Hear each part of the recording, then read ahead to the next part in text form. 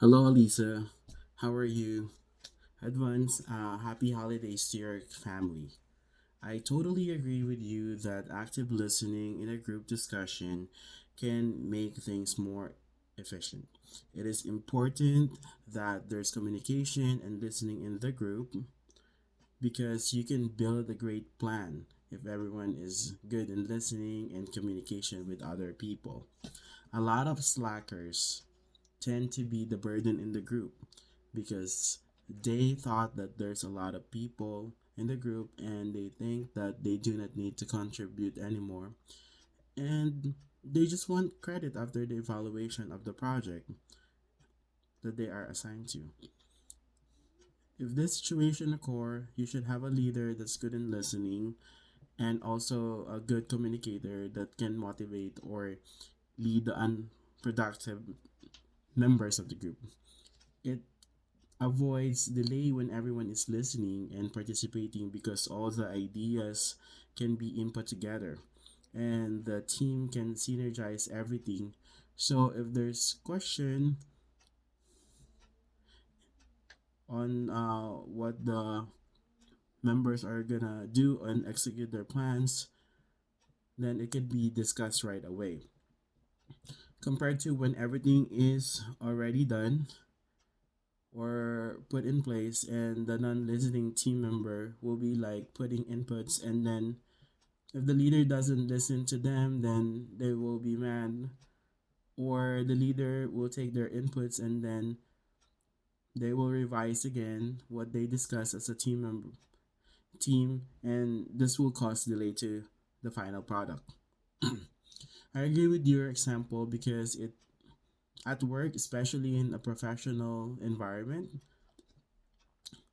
it is easier for the manager or supervisor to make the team members cooperate and listen, but it depends on what type of industry. Sometimes it can be difficult too because number of people in the group is a factor, and also cultural background. It also makes it easier at work because there's rules and regulation which are which we can consider as a factor that can affect the team members to listen attentively, because if they do not listen to the direction or the meeting, they know that it can lead them to unable to perform because they do not know what is the objective or process of the new project. And it can cost their job if they do not deliver. So there's pressure on it. So that's why people are forced to actively listen.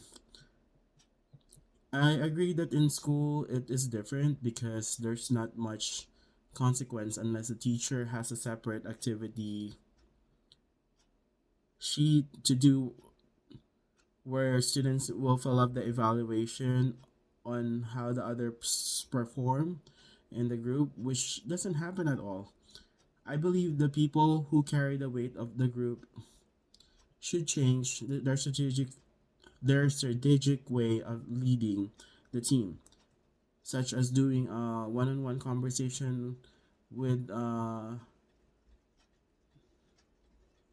those members that doesn't perform or help, so that they understand how severely they can affect the group.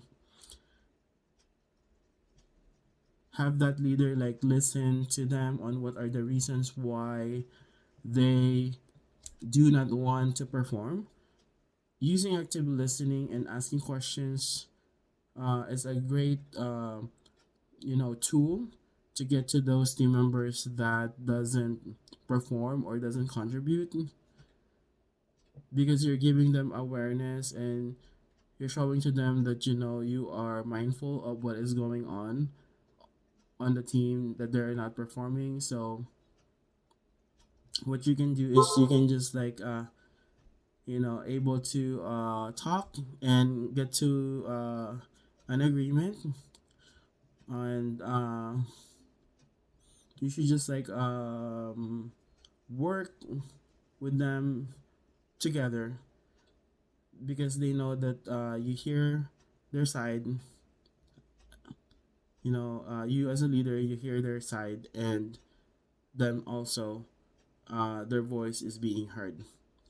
And because of communication and active listening, then you're able to bring up to their attention that you are aware of what they're doing.